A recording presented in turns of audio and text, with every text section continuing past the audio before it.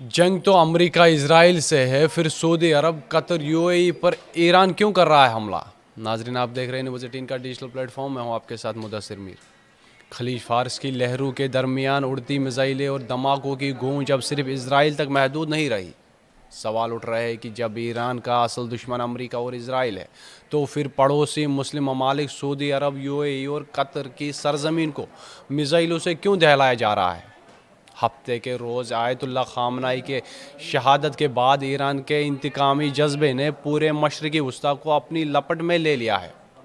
اس دوران ایران کے supreme commander کے نمائندے ڈاکٹر عبدالمجید حکیم الہی نے نیوز ایجنسی ANI سے گفتگو میں اس حکمت عملی کے پیچھے کا اصل پہلو بے نقاب کیا.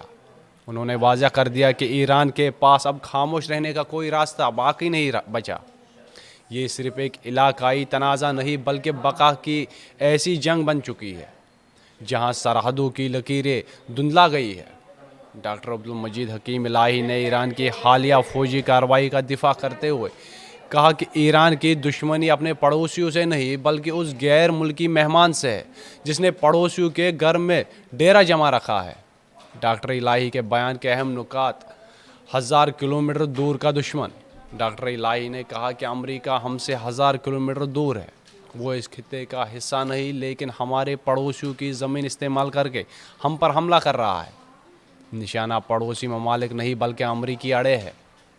ایران کا موقف ہے کہ UAE، قطر اور سعودی عرب میں قائم فوجی اڑے اب ان ممالک کی خود مختاری میں نہیں بلکہ مکمل طور پر امریکی اڑے بن چکے ہیں. انہی اڑوں سے اسرائیل اور امریکہ نے خامنائی پر مہلک حملہ کیا تھا. انہوں نے خبردار کیا کہ اگر ایران ان اڑوں پر حملہ نہیں کرے گا تو امریکہ مسلسل وہاں سے ایران کو نشانہ بناتا رہے گا. اس لیے اپنی حفاظت کے لیے ان ٹھکانوں کو تباہ کرنا ایران کی مجبوری ہے.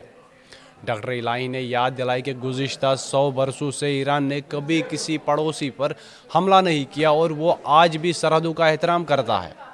لیکن امریکی مداخلت نے جنگ کو اس کے دروازے تک پہنچا دیا ہے.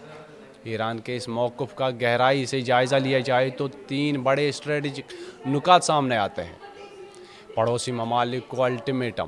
ایران اپنے پڑوسیوں کو سخت پیغام دے رہا ہے کہ غیر جانبدار رہنے کا وقت ختم ہو چکا ہے. اگر وہ اپنی زمین پر امریکی افواج کو جگہ دیں گے تو ایران انہیں جنگ کا حصہ تصور کرے گا. یہ سعودی عرب اور UAE پر دباؤ ڈالنے کی کوشش ہے تاکہ وہ امریکہ کو اپنی فضائی حدود یا اڑے استعمال کرنے سے روکے.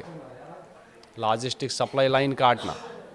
اسرائیل اور امریکی کی عسکری طاقت خلیجی ممالک میں موجود ان کے لاجسٹک سپورٹ پر منحصر ہے. ایران جانتا ہے کہ اگر وہ ان اڑوں کو غیر مستحکم کر دے تو امریکہ کے لیے ایران کے اندر گھس کر حملہ کرنا تکنیکی طور پر مشکل ہو جائے گا. ایران کا مظلوم بیانیہ. 100 سال کے پرامن تاریخ کا حوالہ دے کر ایران مسلم دنیا میں یہ تاثر قائم کر رہا ہے کہ وہ صرف اپنا دفاع کر رہا ہے جبکہ امریکہ ایک بیرونی حملہ آور ہے. ایران کی یہ حکمت عملی جارحانہ دفاع پر مبنی ہے. ڈاکٹر الہی کے بیان سے واضح ہے کہ آنے والے دنوں میں خلیجی ممالک جنگ کا میدان بن سکتے ہیں.